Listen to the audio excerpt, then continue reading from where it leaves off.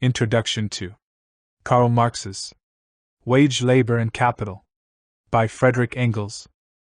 This pamphlet first appeared in the form of a series of leading articles in the Neue Rheinische Zeitung, beginning on April 4, 1849. The text is made up from lectures delivered by Marx before the German Workingmen's Club of Brussels in 1847. The series was never completed. The promise, to be continued, at the end of the editorial in number 269 of the newspaper, remained unfulfilled in consequence of the precipitous events of that time.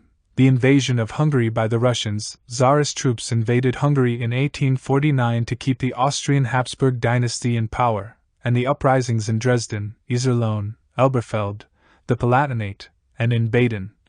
Spontaneous uprisings in Germany in May-July 1849, supporting the imperial constitution, which were crushed in mid-July, which led to the suppression of the paper on May 19, 1849. And among the papers left by Marx, no manuscript of any continuation of these articles has been found.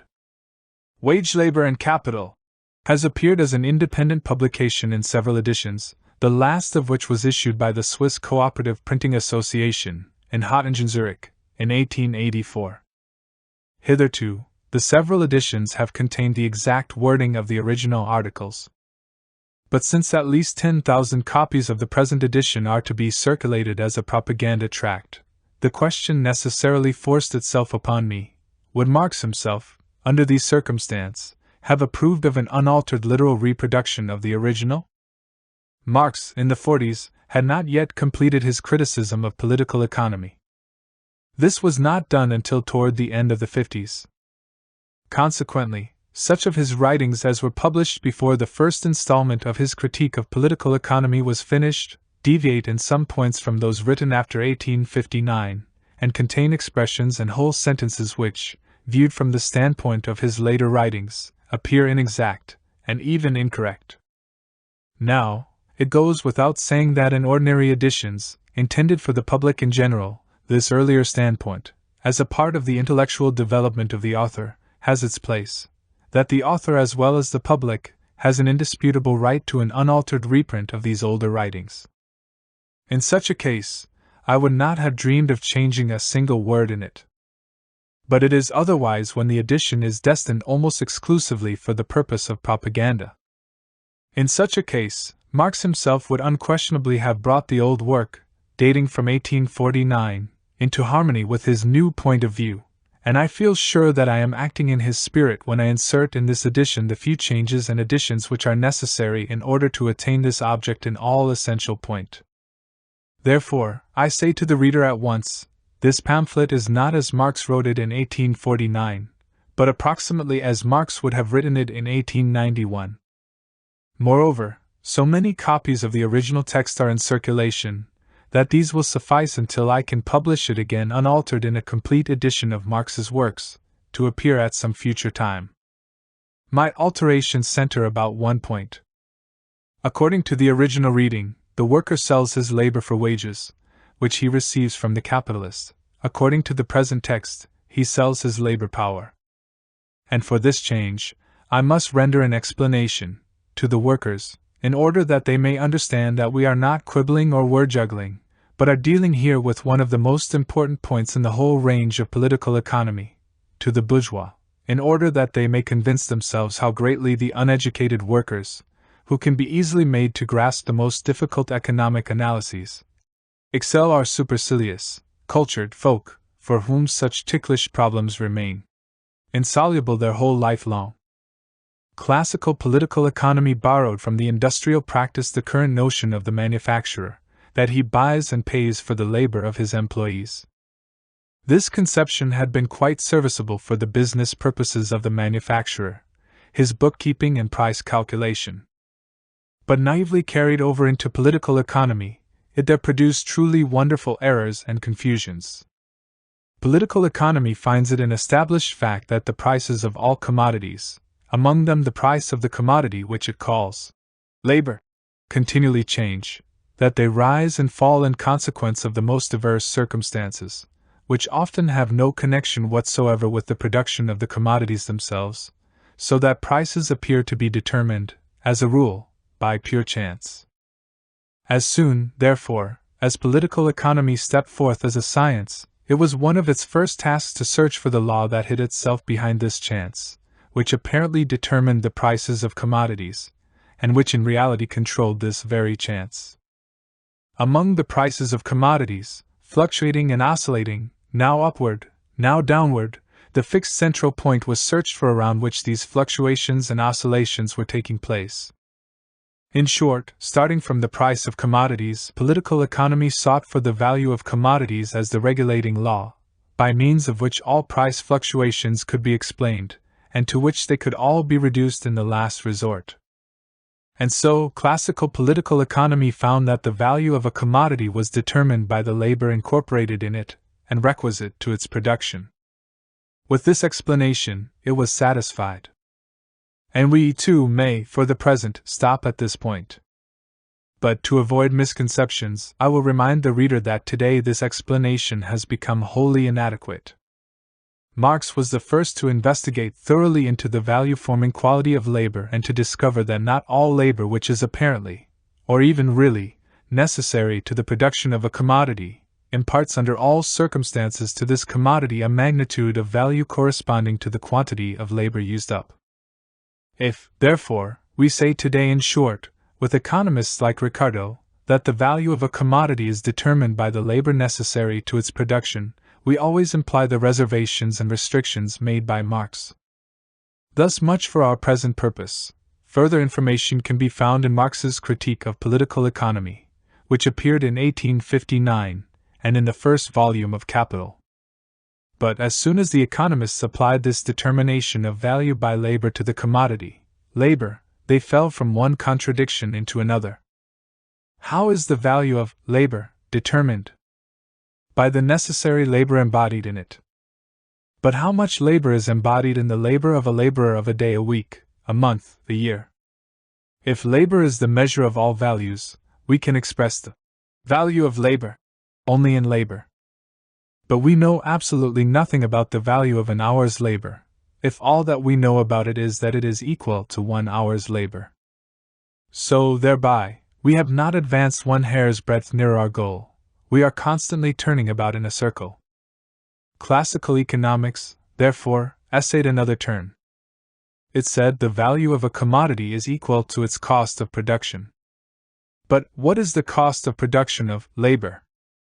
In order to answer this question, the economists are forced to strain logic just a little. Instead of investigating the cost of production of labor itself, which, unfortunately, cannot be ascertained, they now investigate the cost of production of the laborer. And this latter can be ascertained. It changes according to time and circumstances, but for a given condition of society, in a given locality, and in a given branch of production, it, too, is given, at least within quite narrow limits. We live today under the regime of capitalist production, under which a large and steadily growing class of the population can live only on the condition that it works for the owners of the means of production, tools, machines, raw materials, and means of subsistence, in return for wages.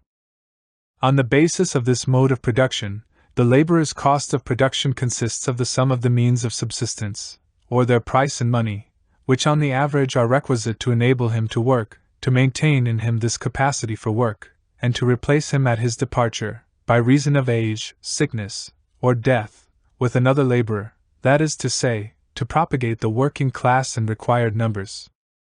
Let us assume that the money price of these means of subsistence averages 3 shillings a day. Our laborer gets, therefore, a daily wage of 3 shillings from his employer.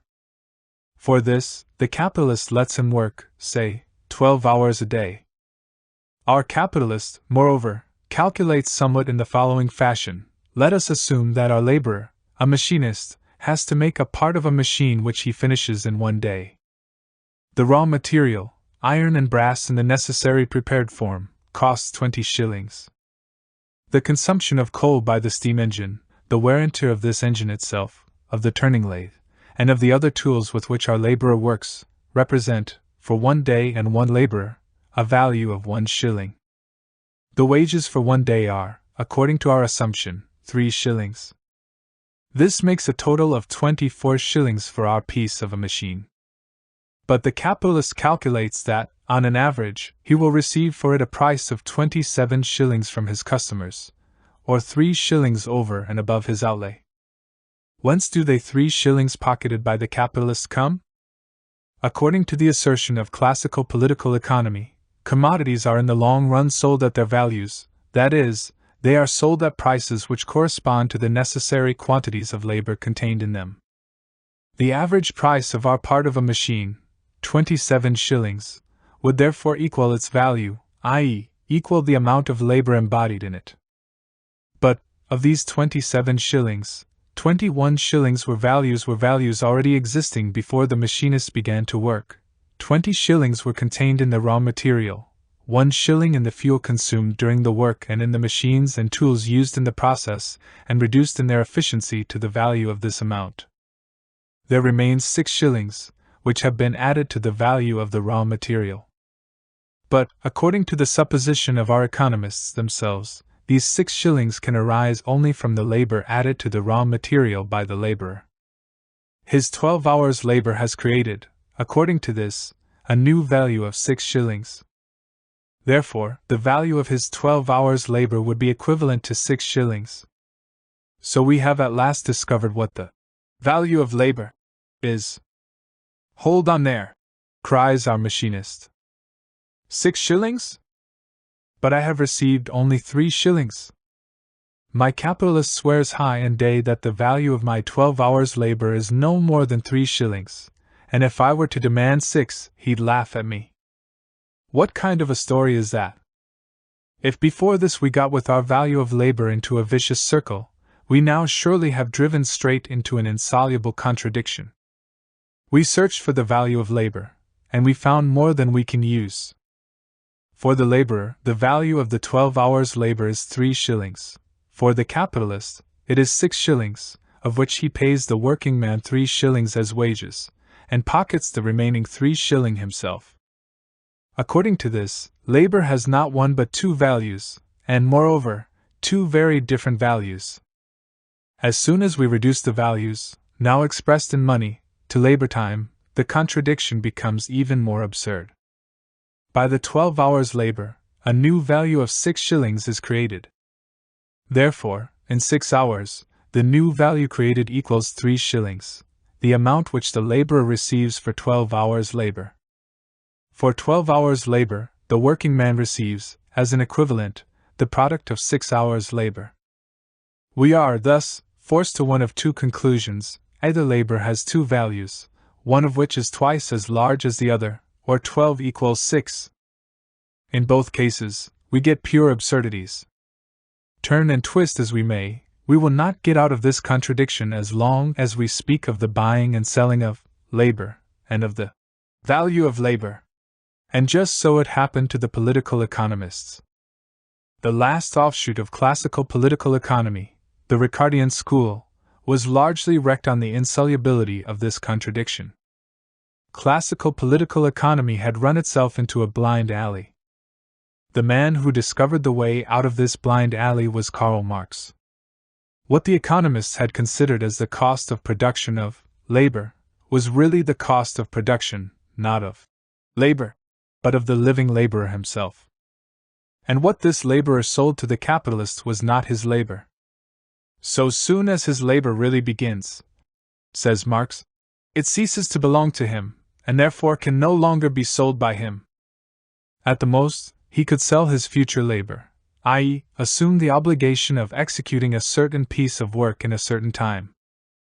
But in this way, he does not sell labor, which would first have to be performed, but not for a stipulated payment. He places his labor power at the disposal of the capitalists for a certain time, in case of time wages, or for the performance of a certain task, in case of piece wages. He hires out or sells his labor power. But this labor power has grown up with his person and is inseparable from it. Its cost of production, therefore, coincides with his own cost of production. What the economists call the cost of production of labor is really the cost of production of the laborer, and therewith of his labor power.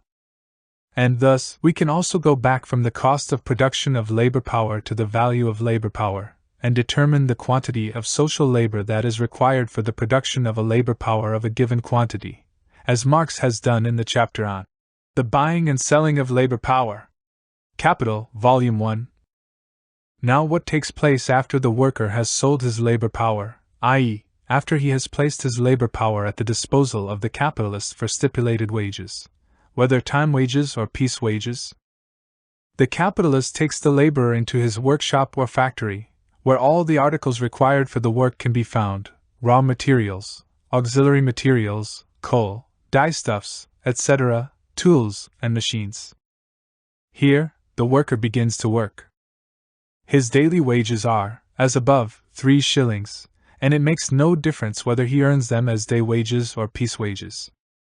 We again assume that in 12 hours the worker adds by his labor a new value of 6 shillings to the value of the raw materials consumed, which new value the capitalist realizes by the sale of the finished piece of work.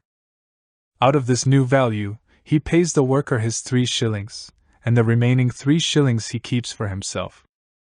If, now, the laborer creates in 12 hours a value of 6 shillings, in 6 hours he creates a value of 3 shillings.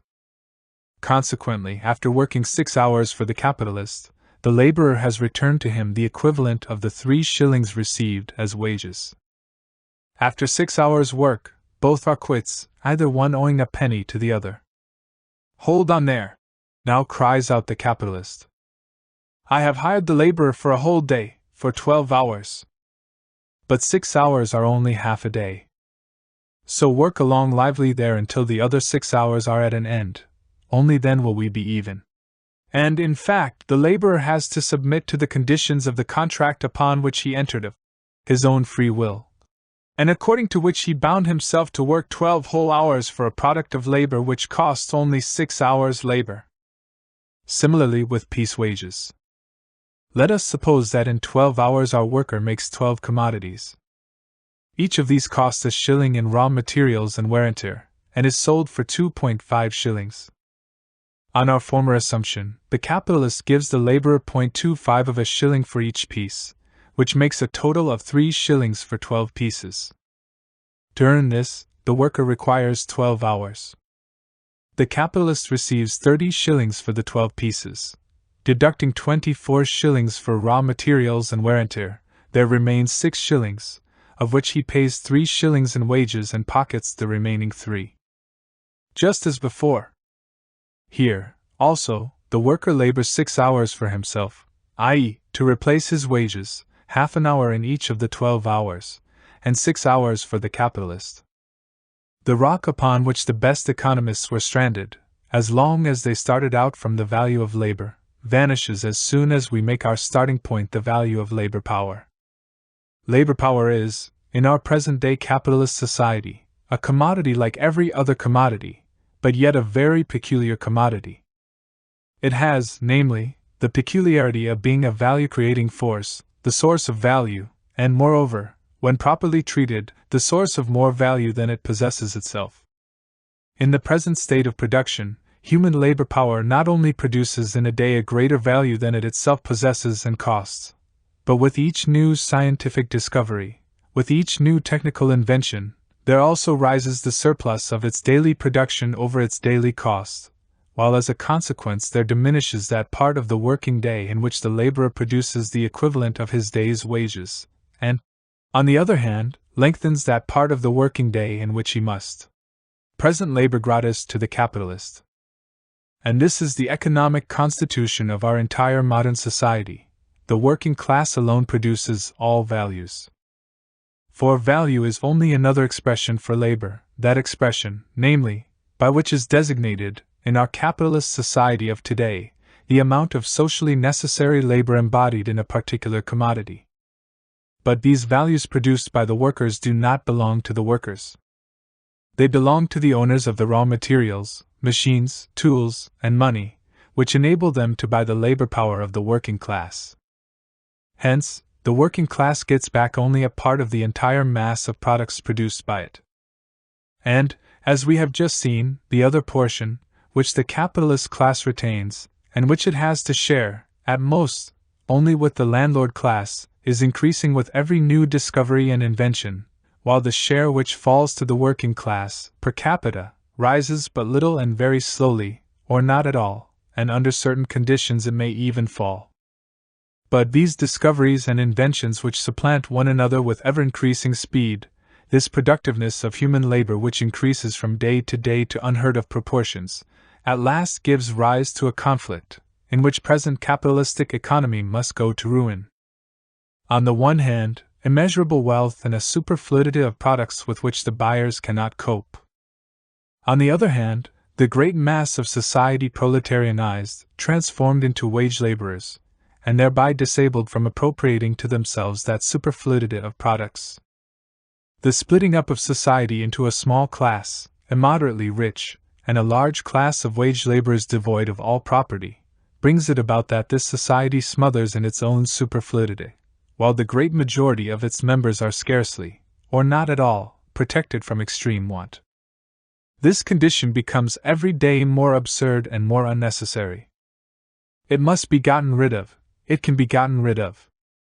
A new social order is possible, in which the class differences of today will have disappeared, and in which, perhaps after a short transition period, which, though somewhat deficient in other respects, will in any case be very useful morally, there will be the means of life, of the enjoyment of life, and of the development and activity of all bodily and mental faculties, through the systematic use and further development of the enormous productive powers of society, which exists with us even now, with equal obligation upon all to work.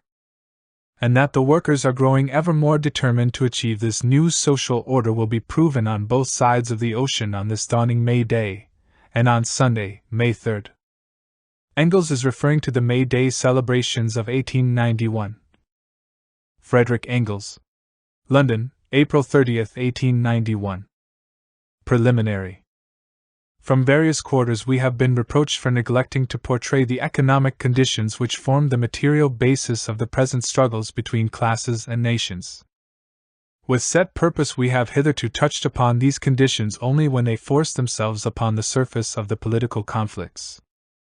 It was necessary, beyond everything else, to follow the development of the class struggle in the history of our own day, and to prove empirically, by the actual and daily newly created historical material, that with the subjugation of the working class, accomplished in the days of February and March, 1848, the opponents of that class, the bourgeois republicans in France, and the bourgeois and peasant classes who were fighting feudal absolutism throughout the whole continent of Europe, were simultaneously conquered, that the victory of the moderate republic in France sounded at the same time the fall of the nations which had responded to the February Revolution with heroic wars of independence, and finally that, by the victory over the revolutionary workingmen, Europe fell back into its old double slavery, into the English-Russian slavery. The June conflict in Paris, the fall of Vienna, the tragicomedy in Berlin in November 1848, the desperate efforts of Poland, Italy, and Hungary, the starvation of Ireland into submission, these were the chief events in which the European class struggle between the bourgeoisie and the working class was summed up, and from which we prove that every revolutionary uprising, however remote from the class struggle its object might appear, must of necessity fail until the revolutionary working class shall have conquered, that every social reform must remain a utopia until the proletarian revolution and the feudalistic counter-revolution have been pitted against each other in a worldwide war. In our presentation, as in reality, Belgium and Switzerland were tragicomic caricaturist genre pictures in the great historic tableau, the one the model state of the bourgeois monarchy, the other the model state of the bourgeois republic, both of them states that flatter themselves to be just as free from the class struggle as from the European Revolution. But now, after our readers have seen the class struggle of the year 1848 develop into colossal political proportions, it is time to examine more closely the economic conditions themselves upon which is founded the existence of the capitalist class and its class rule, as well as the slavery of the workers. We shall present the subject in three great divisions: the relation of wage labor to capital, the slavery of the worker, the rule of the capitalist. The inevitable ruin of the middle classes, petty bourgeois, and the so-called commons, peasants, under the present system. The commercial subjugation and exploitation of the bourgeois classes of the various European nations by the despot of the world market, England.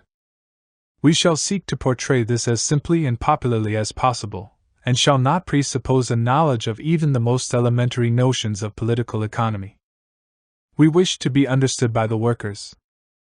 And moreover, there prevails in Germany the most remarkable ignorance and confusion of ideas in regard to the simplest economic relations, from the patented defenders of existing conditions, down to the socialist wonder-workers and the unrecognized political geniuses, in which divided Germany is even richer than in duodecimo princelings. We therefore proceed to the consideration of the first problem. What are wages? How are they determined? If several workmen were to be asked, "How much wages do you get?"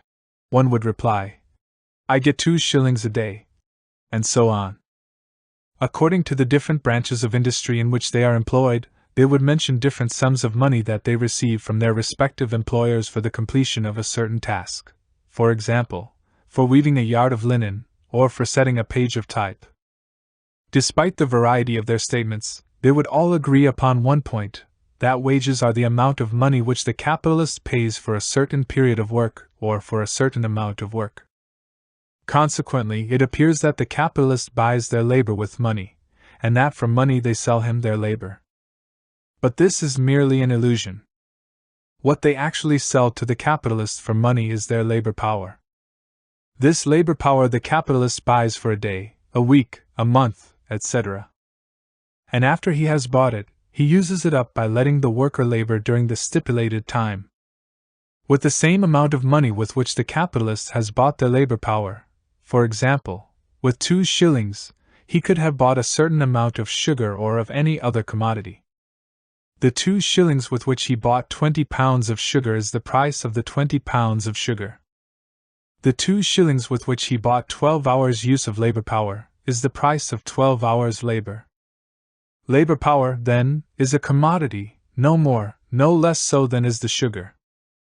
The first is measured by the clock, the other by the scales. Their commodity, labor power, the workers exchange for the commodity of the capitalist, for money, and moreover, this exchange takes place at a certain ratio. So much money for so long a use of labor power. For 12 hours weaving, 2 shillings. And these 2 shillings, do they not represent all the other commodities which I can buy for 2 shillings? Therefore, actually, the worker has exchanged his commodity, labor power, for commodities of all kinds, and moreover, at a certain ratio. By giving him 2 shillings, the capitalist has given him so much meat, so much clothing, so much wood, light, etc., in exchange for his day's work. The 2 shillings therefore express the relation in which labor power is exchanged for other commodities, the exchange value of labor power. The exchange value of a commodity estimated in money is called its price. Wages therefore are only a special name for the price of labor power, and are usually called the price of labor.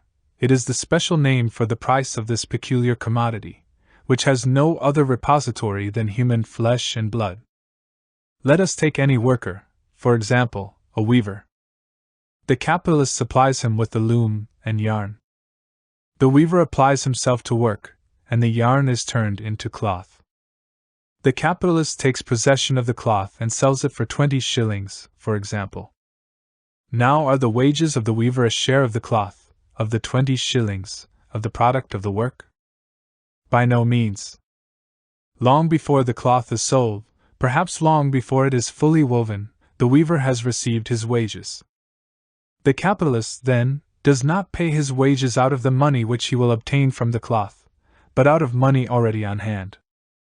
Just as little as loom and yarn are the product of the weaver to whom they are supplied by the employer, just so little are the commodities which he receives in exchange for his commodity, labor power, his product. It is possible that the employer found no purchasers at all for the cloth. It is possible that he did not get even the amount of the wages by its sale. It is possible that he sells it very profitably in proportion to the weaver's wages. But all that does not concern the weaver. With a part of his existing wealth, of his capital, the capitalist buys the labor power of the weaver in exactly the same manner as, with another part of his wealth, he has bought the raw material, the yarn, and the instrument of labor, the loom. After he has made these purchases, and among them belongs the labor power necessary to the production of the cloth, he produces only with raw materials and instruments of labor belonging to him. For our good weaver, too, is one of the instruments of labor, and being in this respect on a par with the loom, he has no more share in the product, the cloth, or in the price of the product, than the loom itself has. Wages, therefore, are not a share of the worker in the commodities produced by himself. Wages are that part of already existing commodities with which the capitalist buys a certain amount of productive labor power. Consequently, labor power is a commodity which its possessor, the wage worker, sells to the capitalist. Why does he sell it? It is in order to live. But the putting of labor power into action, i.e., the work, is the active expression of the laborer's own life. And this life activity he sells to another person in order to secure the necessary means of life. His life activity, therefore, is but a means of securing his own existence. He works that he may keep alive. He does not count the labor itself as a part of his life, it is rather a sacrifice of his life. It is a commodity that he has auctioned off to another. The product of his activity, therefore, is not the aim of his activity. What he produces for himself is not the silk that he weaves, not the gold that he draws up the mining shaft, not the palace that he builds. What he produces for himself is wages, and the silk, the gold, and the palace are resolved for him into a certain quantity of necessaries of life, perhaps into a cotton jacket, into copper coins, and into a basement dwelling. And the laborer who for 12 hours long weaves, spins, bores, turns, builds, shovels, breaks stone, carries hods, and so on, is this 12 hours weaving, spinning, boring, turning, building, shoveling, stone breaking, regarded by him as a manifestation of life, as life? Quite the contrary. Life for him begins where this activity ceases, at the table, at the tavern, in bed. The 12 hours' work, on the other hand, has no meaning for him as weaving, spinning, boring, and so on, but only as earnings, which enable him to sit down at a table, to take his seat in the tavern, and to lie down in a bed. If the silkworm's object in spinning were to prolong its existence as caterpillar, it would be a perfect example of a wage worker. Labor power was not always a commodity, merchandise. Labor was not always wage labor, i.e., free labor. The slave did not sell his labor power to the slave owner, any more than the ox sells his labor to the farmer. The slave, together with his labor power, was sold to his owner once for all. He is a commodity that can pass from the hand of one owner to that of another. He himself is a commodity, but his labor power is not his commodity. The serf sells only a portion of his labor power. It is not he who receives wages from the owner of the land, it is rather the owner of the land who receives a tribute from him. The serf belongs to the soil, and to the lord of the soil he brings its fruit. The free laborer, on the other hand, sells his very self, and that by fractions. He auctions off 8, 10, 12, 15 hours of his life, one day like the next, to the highest bidder, to the owner of raw materials, tools, and the means of life, i.e., to the capitalist. The laborer belongs neither to an owner nor to the soil, but 8, 10, 12, 15 hours of his daily life belong to whomsoever buys them. The worker leaves the capitalist, to whom he has sold himself, as often as he chooses, and the capitalist discharges him as often as he sees fit, as soon as he no longer gets any use, or not the required use, out of him. But the worker, whose only source of income is the sale of his labor power, cannot leave the whole class of buyers, i.e., the capitalist class, unless he gives up his own existence. He does not belong to this or that capitalist, but to the capitalist class, and it is for him to find his man, i.e., to find a buyer in this capitalist class. Before entering more closely upon the relation of capital to wage labor, we shall present briefly the most general conditions which come into consideration in the determination of wages. Wages, as we have seen, are the price of a certain commodity, labor power. Wages, therefore, are determined by the same laws that determine the price of every other commodity. The question then is, how is the price of a commodity determined? By what is the price of a commodity determined? By the competition between buyers and sellers, by the relation of the demand to the supply, of the call to the offer. The competition by which the price of a commodity is determined is threefold. The same commodity is offered for sale by various sellers. Whoever sells commodities of the same quality most cheaply is sure to drive the other sellers from the field and to secure the greatest market for himself. The sellers therefore fight among themselves for the sales, for the market. Each one of them wishes to sell, and to sell as much as possible, and if possible to sell alone, to the exclusion of all other sellers. Each one sells cheaper than the other. Thus there takes place a competition among the sellers which forces down the price of the commodities offered by them. But there is also a competition among the buyers. This upon its side causes the price of the proffered commodities to rise. Finally, there is competition between the buyers and the sellers. These wish to purchase as cheaply as possible, those to sell as dearly as possible. The result of this competition between buyers and sellers will depend upon the relations between the two above-mentioned camps of competitors, i.e., upon whether the competition in the army of sellers is stronger. Industry leads two great armies into the field against each other, and each of these again is engaged in a battle among its own troops in its own ranks. The army among whose troops there is less fighting carries off the victory over the opposing host. Let us suppose that there are 100 bales of cotton in the market, and at the same time purchasers for 1,000 bales of cotton. In this case, the demand is 10 times greater than the supply. Competition among the buyers, then, will be very strong. Each of them tries to get hold of one bale, if possible, of the whole 100 bales. This example is no arbitrary supposition. In the history of commerce we have experienced periods of scarcity of cotton, when some capitalists united together and sought to buy up not 100 bales, but the whole cotton supply of the world. In the given case, then, one buyer seeks to drive the others from the field by offering a relatively higher price for the bales of cotton. The cotton sellers, who perceive the troops of the enemy in the most violent contention among themselves, and who therefore are fully assured of the sale of their whole 100 bales, will beware of pulling one another's hair in order to force down the price of cotton at the very moment in which their opponents race with one another to screw it up high. So, all of a sudden, peace reigns in the army of sellers. They stand opposed to the buyers like one man, fold their arms in philosophic contentment, and their claims would find no limit did not the offers of even the most importunate of buyers have a very definite limit.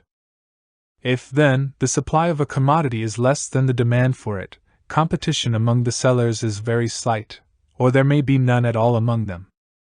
In the same proportion in which this competition decreases, the competition among the buyers increases.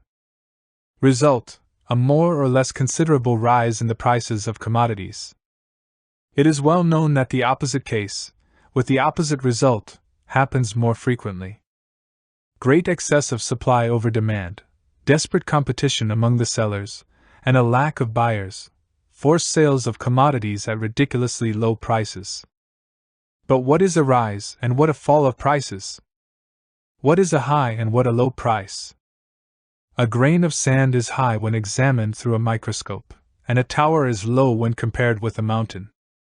And if the price is determined by the relation of supply and demand, by what is the relation of supply and demand determined? Let us turn to the first worthy citizen we meet. He will not hesitate one moment, but like Alexander the Great, will cut this metaphysical knot with his multiplication table. He will say to us, "If the production of the commodities which I sell has cost me £100, and out of the sale of these goods I make £110, within the year, you understand, that's an honest, sound, reasonable profit. But if in the exchange I receive 120 or 130 pounds, that's a higher profit, and if I should get as much as 200 pounds, that would be an extraordinary, an enormous profit. What is it, then, that serves this citizen as the standard of his profit? the cost of the production of his commodities. If in exchange for these goods he receives a quantity of other goods whose production has cost less, he has lost. If he receives in exchange for his goods a quantity of other goods whose production has cost more, he has gained. And he reckons the falling or rising of the profit according to the degree at which the exchange value of his goods stands, whether above or below his zero, the cost of production. We have seen how the changing relation of supply and demand causes now a rise, now a fall of prices, now high, now low prices. If the price of a commodity rises considerably owing to a failing supply or a disproportionately growing demand, then the price of some other commodity must have fallen in proportion. For of course the price of a commodity only expresses in money the proportion in which other commodities will be given in exchange for it. If, for example, the price of a yard of silk rises from 2 to 3 shillings, the price of silver has fallen in relation to the silk, and in the same way the prices of all other commodities whose prices have remained stationary have fallen in relation to the price of silk. A large quantity of them must be given in exchange in order to obtain the same amount of silk. Now, what will be the consequence of a rise in the price of a particular commodity? A mass of capital will be thrown into the prosperous branch of industry, and this immigration of capital into the provinces of the favored industry will continue until it yields no more than the customary profits, or, rather, until the price of its products, owing to overproduction, sinks below the cost of production. Conversely, if the price of a commodity falls below its cost of production, then capital will be withdrawn from the production of this commodity. Except in the case of a branch of industry which has become obsolete and is therefore doomed to disappear, the production of such a commodity, that is, its supply, will, owing to this flight of capital, continue to decrease until it corresponds to the demand, and the price of the commodity rises again to the level of its cost of production, or rather, until the supply has fallen below the demand and its price has risen above its cost of production, for the current price of a commodity is always either above or below its cost of production. We see how capital continually emigrates out of the province of one industry and immigrates into that of another. The high price produces an excessive immigration, and the low price an excessive emigration. We could show, from another point of view, how not only the supply, but also the demand, is determined by the cost of production. But this would lead us too far away from our subject.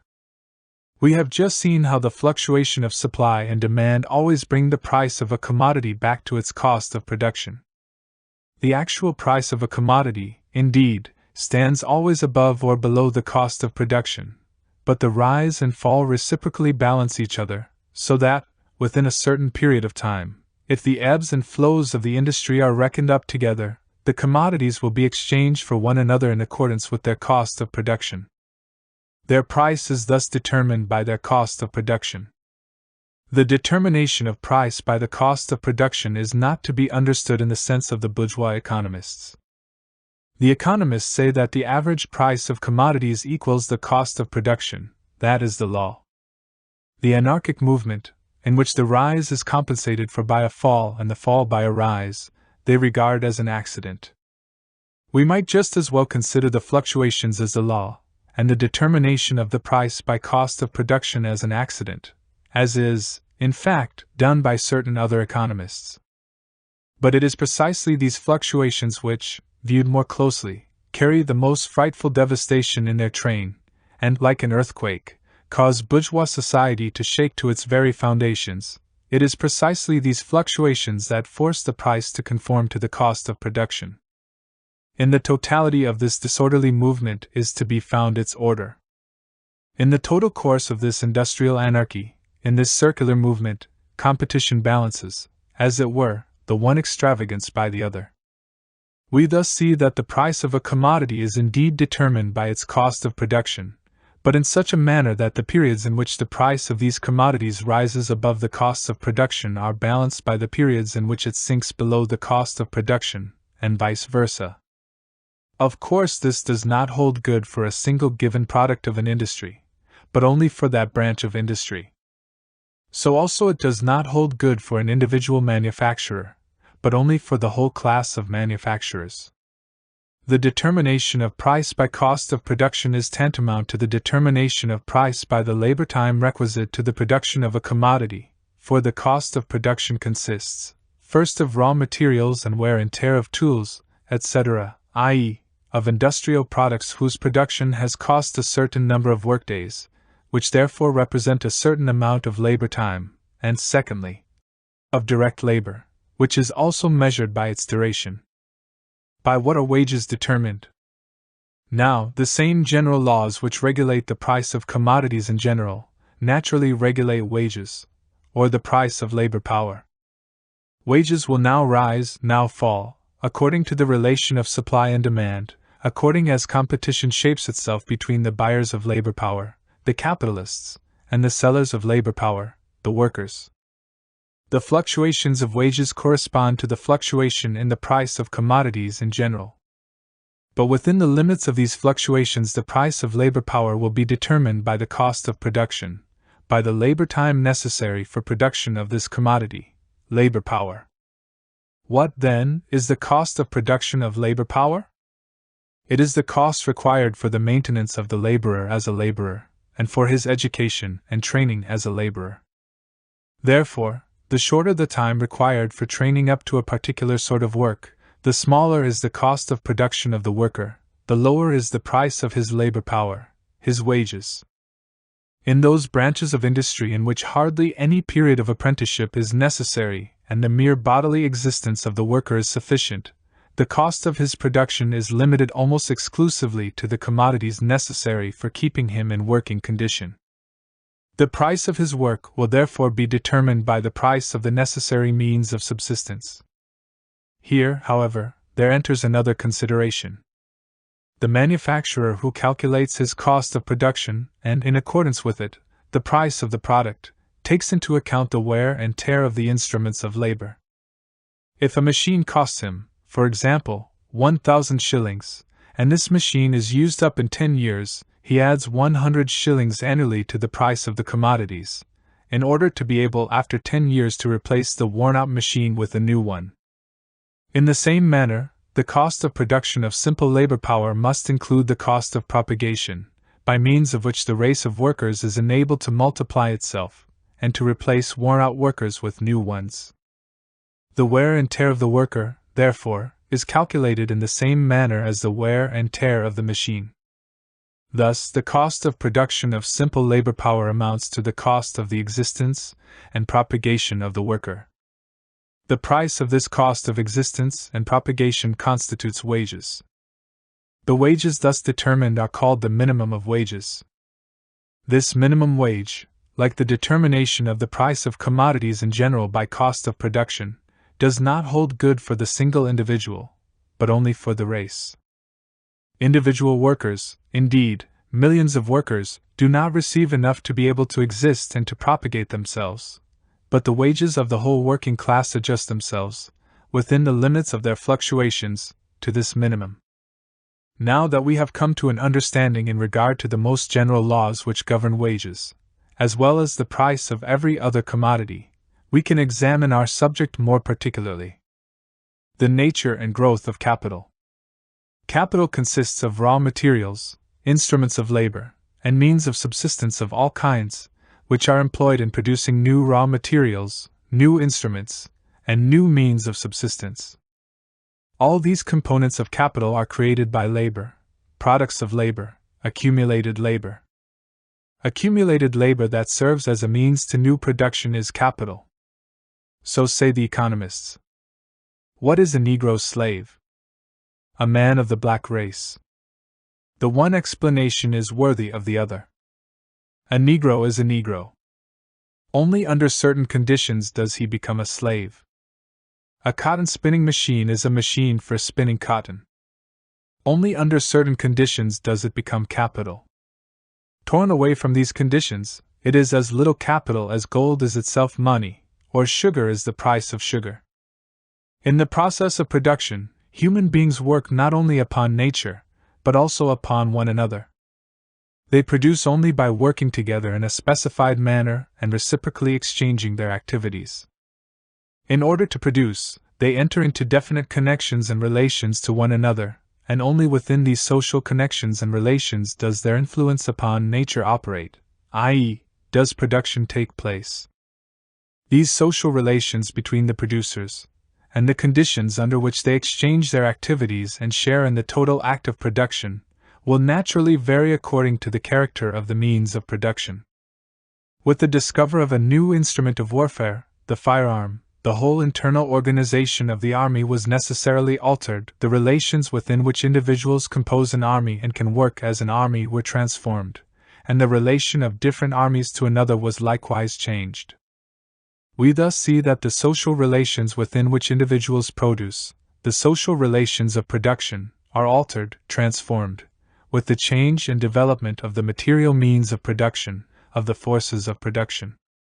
The relations of production in their totality constitute what is called the social relations, society, and moreover, a society at a definite stage of historical development, a society with peculiar, distinctive characteristics. Ancient society, feudal society, bourgeois, or capitalist society, are such totalities of relations of production, each of which denotes a particular stage of development in the history of mankind. Capital also is a social relation of production. It is a bourgeois relation of production, a relation of production of bourgeois society. The means of subsistence, the instruments of labor, the raw materials, of which capital consists, have they not been produced and accumulated under given social conditions, within definite special relations? Are they not employed for new production, under given special conditions, within definite social relations? And does not just the definite social character stamp the products which serve for new production as capital? Capital consists not only of means of subsistence, instruments of labor, and raw materials, not only as material products, it consists just as much of exchange values. All products of which it consists are commodities. Capital, consequently, is not only a sum of material products, it is a sum of commodities, of exchange values, of social magnitudes. Capital remains the same whether we put cotton in the place of wool, rice in the place of wheat, steamships in the place of railroads, provided only that the cotton, the rice, the steamships, the body of capital, have the same exchange value, the same price, as the wool, the wheat, the railroads, in which it was previously embodied. The bodily form of capital may transform itself continually, while capital does not suffer the least alteration. But though every capital is a sum of commodities, i.e., of exchange values, it does not follow that every sum of commodities, of exchange values, is capital. Every sum of exchange values is an exchange value. Each particular exchange value is a sum of exchange values. For example, a house worth £1,000 is an exchange value of £1,000. A piece of paper worth 1 penny is a sum of exchange values of 101/100 ths of a penny. Products which are exchangeable for others are commodities. The definite proportion in which they are exchangeable forms their exchange value, or, expressed in money, their price. The quantity of these products can have no effect on their character as commodities, as representing an exchange value, as having a certain price. Whether a tree be large or small, it remains a tree. Whether we exchange iron in pennyweights or in hundredweights for other products, does this alter its character, its being a commodity, or exchange value? According to the quantity, it is a commodity of greater or of lesser value, of higher or of lower price. How then does a sum of commodities, of exchange values, become capital? Thereby, that as an independent social power, i.e., as the power of a part of society, it preserves itself and multiplies by exchange with direct, living labor power. The existence of a class which possesses nothing but the ability to work is a necessary presupposition of capital. It is only the dominion of past, accumulated, materialized labor over immediate living labor that stamps the accumulated labor with the character of capital. Capital does not consist in the fact that accumulated labor serves living labor as a means for new production. It consists in the fact that living labor serves accumulated labor as the means of preserving and multiplying its exchange value. Relation of wage labor to capital. What is it that takes place in the exchange between the capitalist and the wage laborer? The laborer receives means of subsistence in exchange for his labor power. The capitalist receives, in exchange for his means of subsistence, labor, the productive activity of the laborer, the creative force by which the worker not only replaces what he consumes, but also gives to the accumulated labor a greater value than it previously possessed. The laborer gets from the capitalist a portion of the existing means of subsistence. For what purpose do these means of subsistence serve him? For immediate consumption. But as soon as I consume means of subsistence, they are irrevocably lost to me, unless I employ the time during which these means sustain my life in producing new means of subsistence, in creating by my labor new values in place of the values lost in consumption. But it is just this noble reproductive power that the laborer surrenders to the capitalist in exchange for means of subsistence received. Consequently, he has lost it for himself. Let us take an example. For 1 shilling a laborer works all day long in the fields of a farmer, to whom he thus secures a return of 2 shillings. The farmer not only receives the replaced value which he has given to the day laborer, he has doubled it. Therefore, he has consumed the 1 shilling that he gave to the day laborer in a fruitful, productive manner. For the 1 shilling he has bought the labor power of the day laborer, which creates products of the soil of twice the value, and out of 1 shilling makes 2. The day laborer, on the contrary, receives in the place of his productive force, whose results he has just surrendered to the farmer, 1 shilling, which he exchanges for means of subsistence, which he consumes more or less quickly. The 1 shilling has therefore been consumed in a double manner, reproductively for the capitalist, for it has been exchanged for labor power, which brought forth 2 shillings, unproductively for the worker, for it has been exchanged for means of subsistence which are lost forever, and whose value he can obtain again only by repeating the same exchange with the farmer. Capital therefore presupposes wage labor presupposes capital. They condition each other. Each brings the other into existence. Does a worker in a cotton factory produce only cotton? No. He produces capital. He produces values which serve anew to command his work and to create by means of it new values. Capital can multiply itself only by exchanging itself for labor power, by calling wage labor into life.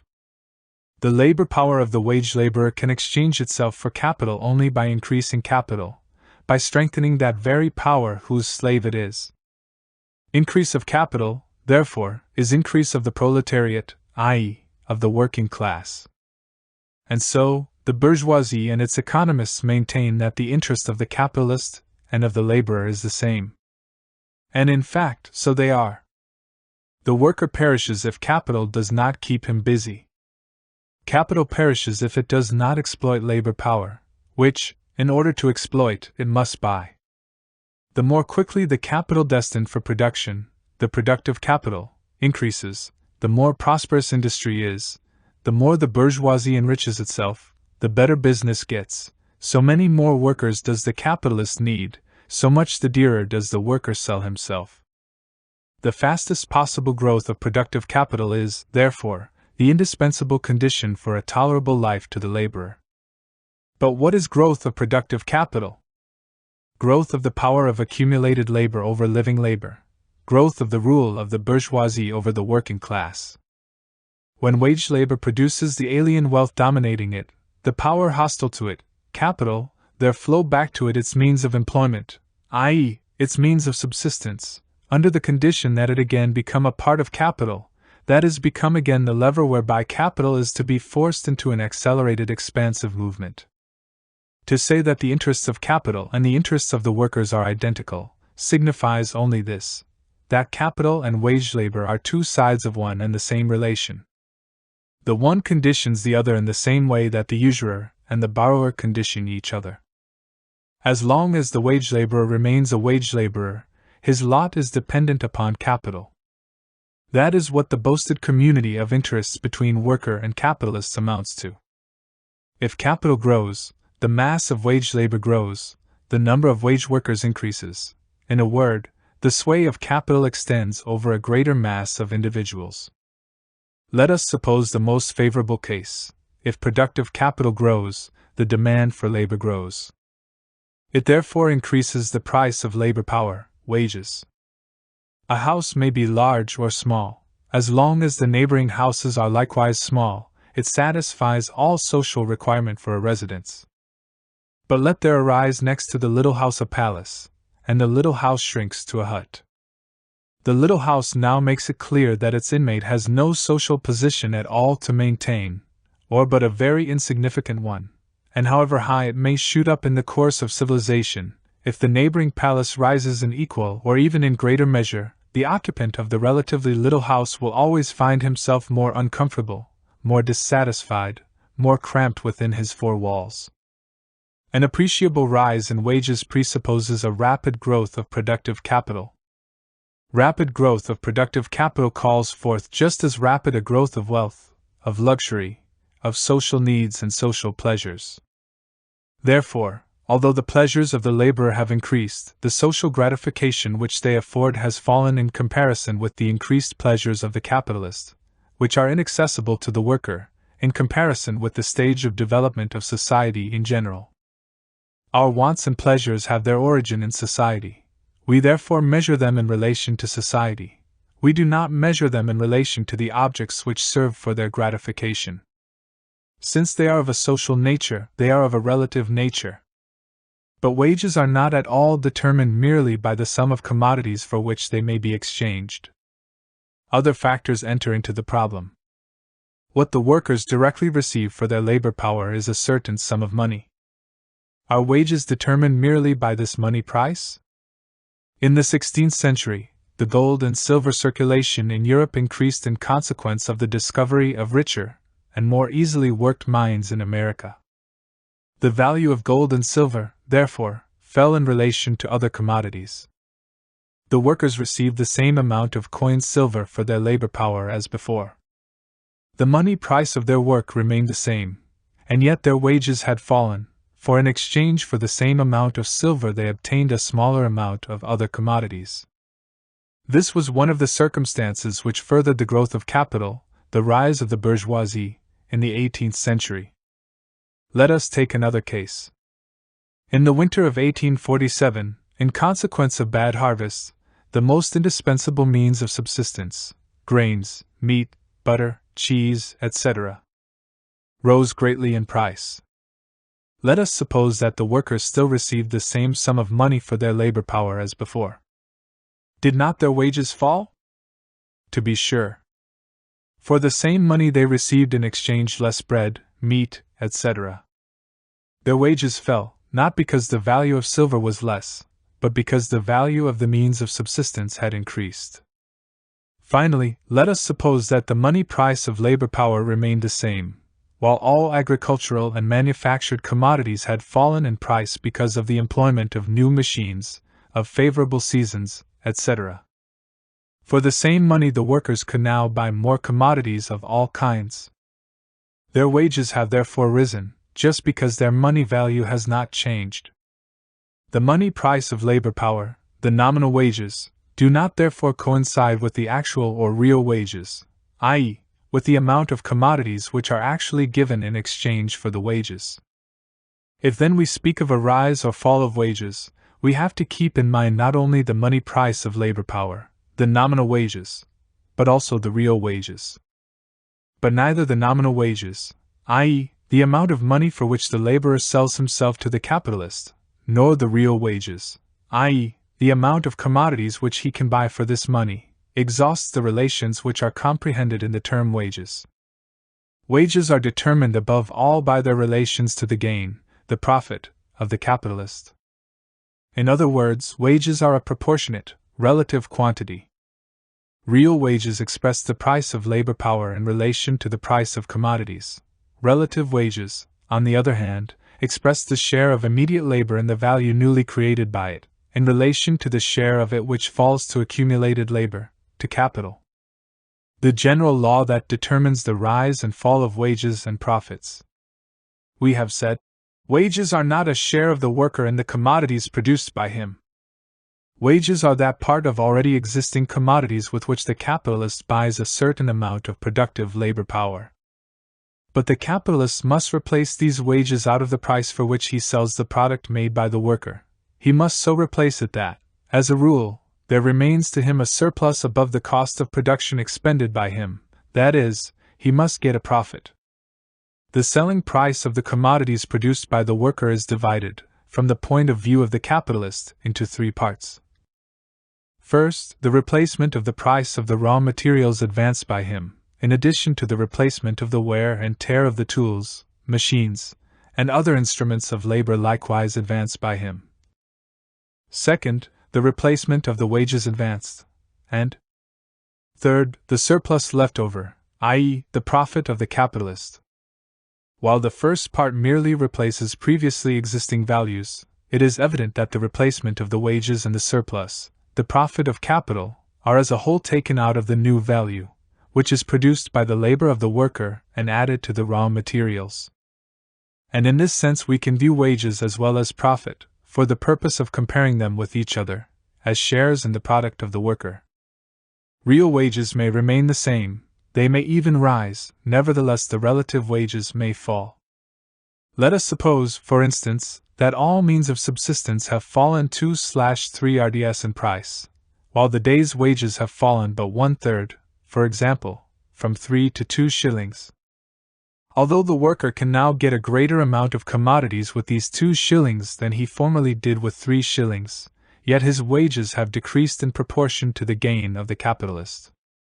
The profit of the capitalist, the manufacturers for instance, has increased 1 shilling, which means that for a smaller amount of exchange values, which he pays to the worker, the latter must produce a greater amount of exchange values than before.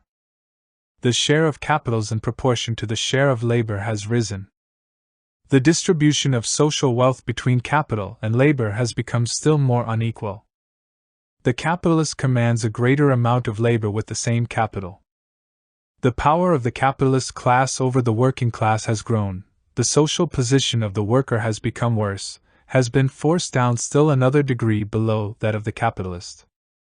What, then, is the general law that determines the rise and fall of wages and profit in their reciprocal relation? They stand in inverse proportion to each other. The share of profit increases in the same proportion in which the share of labor, wages, falls, and vice versa. Profit rises in the same degree in which wages fall, it falls in the same degree in which wages rise.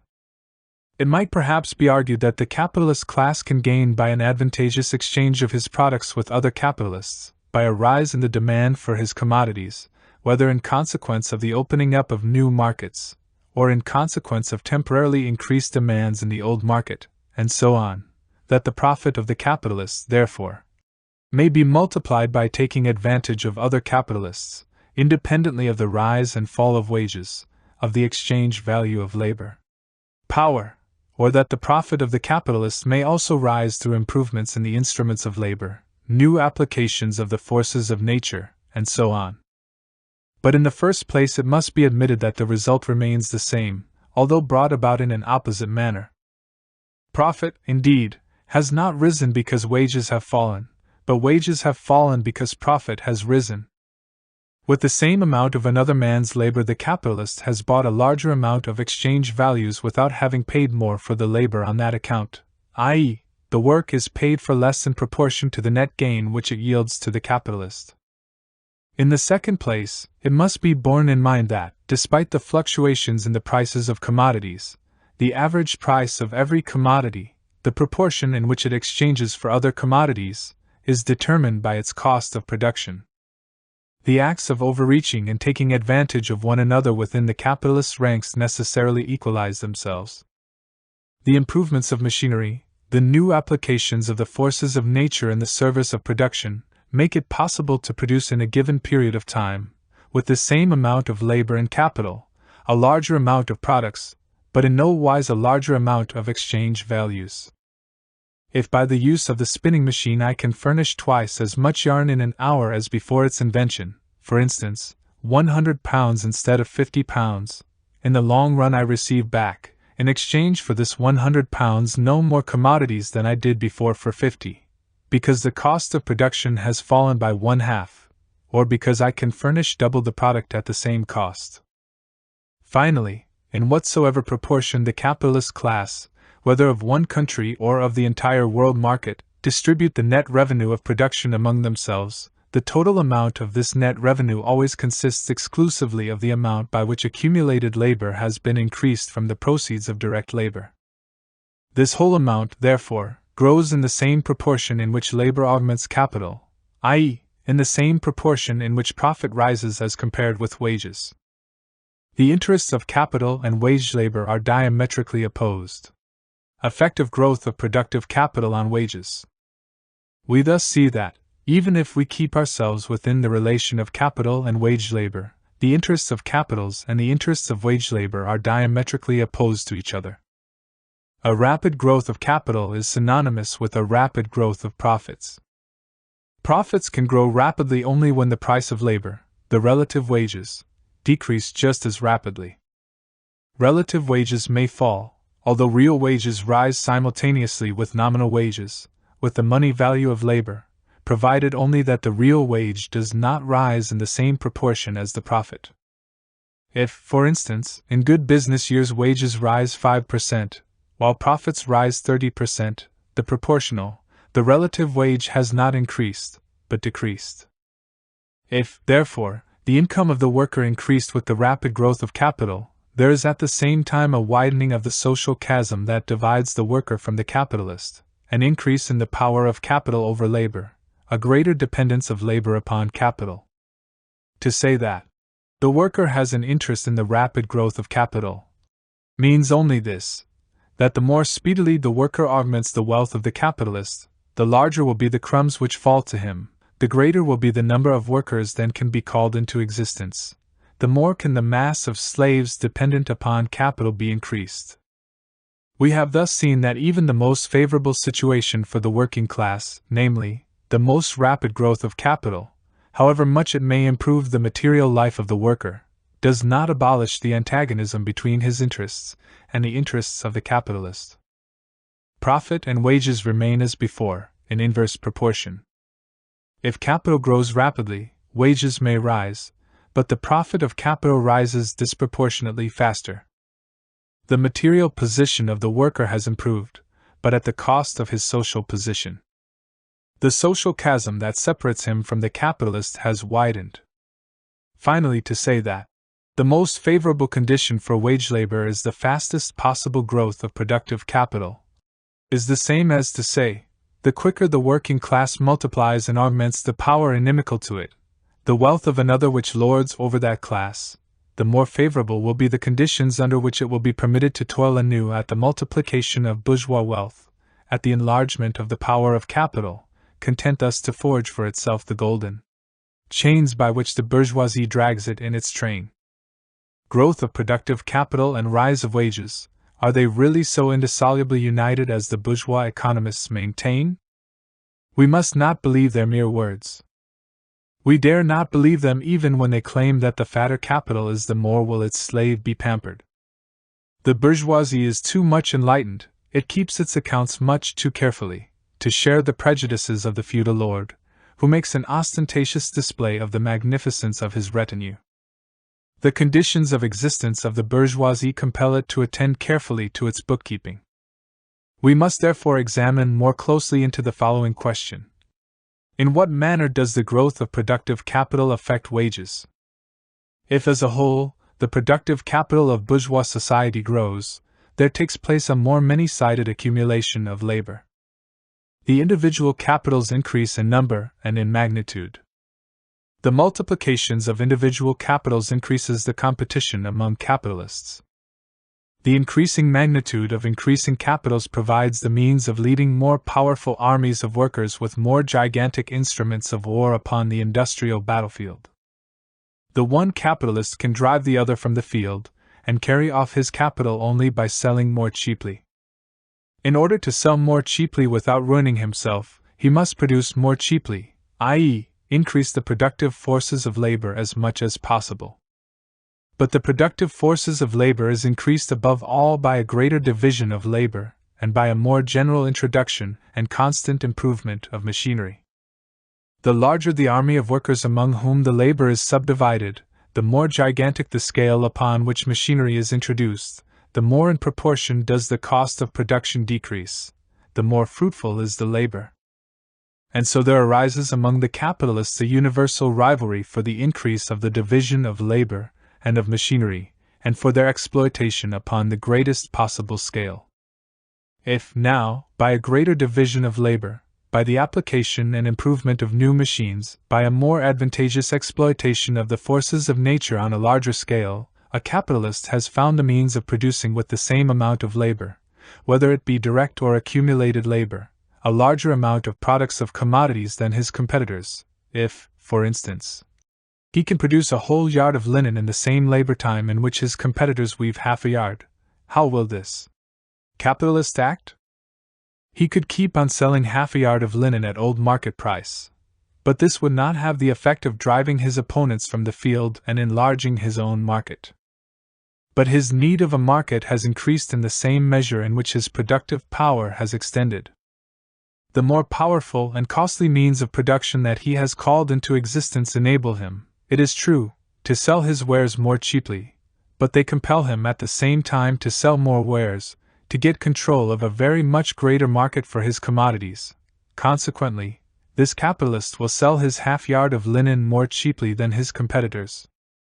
But the capitalist will not sell the whole yard so cheaply as his competitors sell the half yard, although the production of the whole yard costs him no more than does that of the half yard to the others.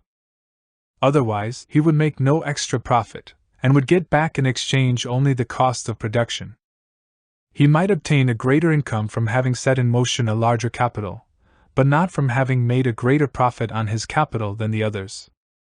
Moreover, he attains the object he is aiming at if he prices his goods only a small percentage lower than his competitors. He drives them off the field, he wrests from them at least part of their market, by underselling them. And finally, let us remember that the current price always stands either above or below the cost of production, according as the sale of a commodity takes place in the favorable or unfavorable period of the industry. According as the market price of the yard of linen stands above or below its former cost of production, will the percentage vary at which the capitalist who has made use of the new and more faithful means of production sell above his real cost of production. But the privilege of our capitalist is not of long duration. Other competing capitalists introduce the same machines, the same division of labor, and introduce them upon the same, or even upon a greater scale. And finally this introduction becomes so universal that the price of the linen is lowered not only below its old, but even below its new cost of production. The capitalists therefore find themselves, in their mutual relations, in the same situation in which they were before the introduction of the new means of production, and if they are by these means enabled to offer double the product at the old price, they are now forced to furnish double the product for less than the old price. Having arrived at the new point, the new cost of production, the battle for supremacy in the market has to be fought out anew. Given more division of labor and more machinery, and there results a greater scale upon which division of labor and machinery are exploited. And competition again brings the same reaction against this result. Effect of capitalist competition on the capitalist class. The middle class and the working class. We thus see how the method of production and the means of production are constantly enlarged, revolutionized, how division of labor necessarily draws after it greater division of labor, the employment of machinery greater employment of machinery, work upon a large scale work upon a still greater scale. This is the law that continually throws capitalist production out of its old ruts and compels capital to strain evermore the productive forces of labor for the very reason that it has already strained them, the law that grants it no respite, and constantly shouts in its ear, "March! March!" This is no other law than that which, within the periodical fluctuations of commerce, necessarily adjusts the price of a commodity to its cost of production. No matter how powerful the means of production which a capitalist may bring into the field, competition will make their adoption general, and from the moment that they have been generally adopted, the sole result of the greater productiveness of his capital will be that he must furnish at the same price 10, 20, 100 times as much as before. But since he must find a market for, perhaps, 1,000 times as much, in order to outweigh the lower selling price by the greater quantity of the sale, since now a more extensive sale is necessary not only to gain a greater profit, but also in order to replace the cost of production, the instrument of production itself grows always more costly, as we have seen. And since this more extensive sale has become a question of life and death not only for him, but also for his rivals, the old struggle must begin again, and it is all the more violent the more powerful the means of production already invented are. The division of labor and the application of machinery will therefore take a fresh start, and upon an even greater scale.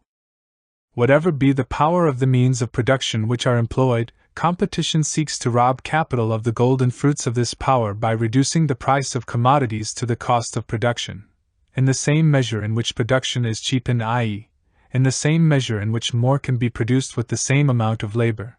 It compels by a law which is irresistible a still greater cheapening of production, the sale of ever greater masses of product for smaller prices. Thus the capitalist will have gained nothing more by his efforts than the obligation to furnish a greater product in the same labor time. In a word, more difficult conditions for the profitable employment of his capital.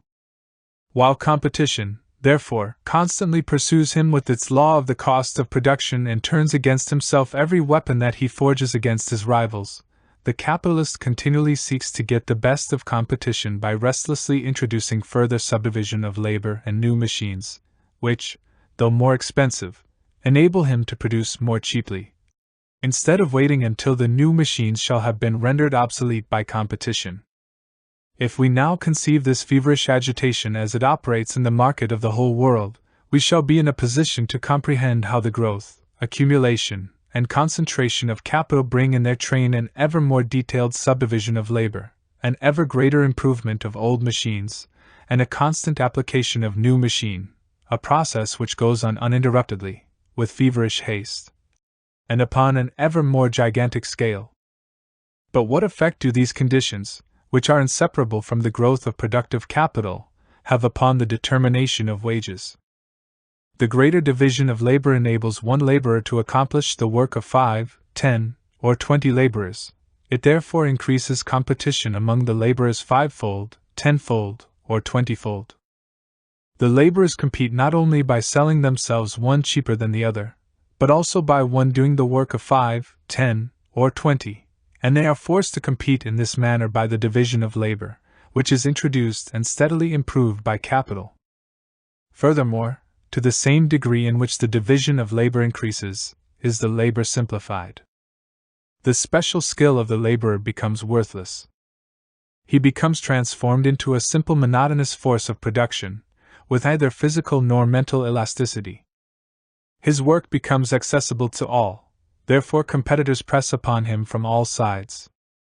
Moreover, it must be remembered that the more simple, the more easily learned the work is, so much the less is its cost to production, the expense of its acquisition, and so much the lower must the wages sink, for, like the price of any other commodity, they are determined by the cost of production. Therefore, in the same manner in which labor becomes more unsatisfactory, more repulsive, do competition increase and wages decrease. The laborer seeks to maintain the total of his wages for a given time by performing more labor, either by working a great number of hours, or by accomplishing more in the same number of hours. Thus, urged on by want, he himself multiplies the disastrous effects of division of labor. The result is, the more he works, the less wages he receives.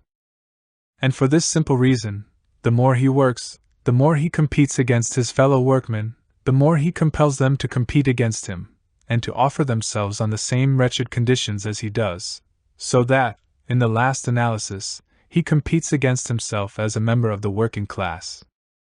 Machinery produces the same effects, but upon a much larger scale. It supplants skilled laborers by unskilled, men by women, adults by children. Where newly introduced, it throws workers upon the streets in great masses, and as it becomes more highly developed and more productive, it discards them in additional though smaller numbers. We have hastily sketched in broad outlines the industrial war of capitalists among themselves. This war has the peculiarity that the battles in it are won less by recruiting than by discharging the army of workers. The generals, the capitalists, vie with one another as to who can discharge the greatest number of industrial soldiers. The economists tell us, to be sure, that those laborers who have been rendered superfluous by machinery find new venues of employment. They dare not assert directly that the same laborers that have been discharged find situations in new branches of labor. Facts cry out too loudly against this lie. Strictly speaking, they only maintain that new means of employment will be found for other sections of the working class, for example, for that portion of the young generation of laborers who were about to enter upon that branch of industry which had just been abolished.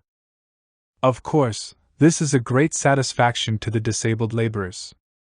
There will be no lack of fresh exploitable blood and muscle for the messrs. Capitalists. The dead may bury their dead. This consolation seems to be intended more for the comfort of the capitalists themselves than their laborers. If the whole class of the wage laborer were to be annihilated by machinery, how terrible that would be for capital, which, without wage labor, ceases to be capital.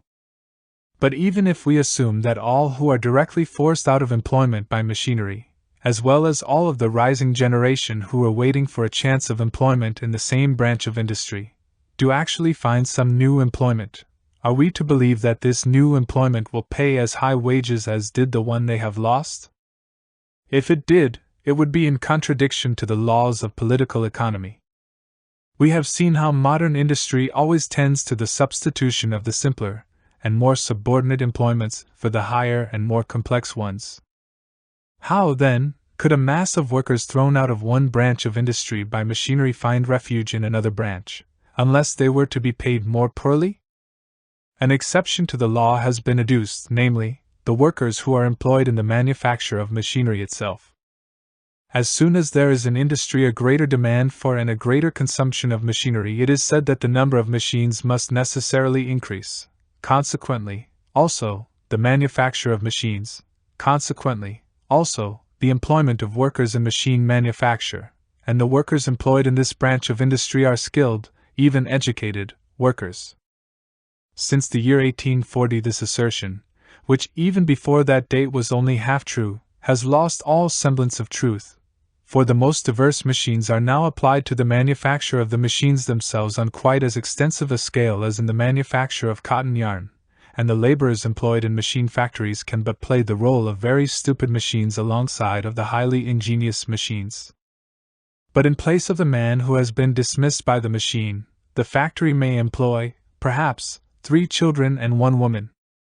And must not the wages of the man have previously sufficed for the 3 children and 1 woman? Must not the minimum wages have sufficed for the preservation and propagation of the race? What, then, do these beloved bourgeois phrases prove? Nothing more than that now 4 times as many workers' lives are used up as there were previously, in order to obtain the livelihood of one working family. To sum up, the more productive capital grows, the more it extends the division of labor and the application of machinery. The more the division of labor and the application of machinery extend, the more does competition extend among the workers, the more do their wages shrink together. In addition, the working class is also recruited from the higher strata of society. A mass of small business men and of people living upon the interest of their capitals is precipitated into the ranks of the working class, and they will have nothing else to do than to stretch out their arms alongside of the arms of the workers. Thus the forest of outstretched arms, begging for work, grows ever thicker, while the arms themselves grow ever leaner. It is evident that the small manufacturer cannot survive in a struggle in which the first condition of success is production upon an ever greater scale. It is evident that the small manufacturers, and thereby increasing the number of candidates for the proletariat, all this requires no further elucidation.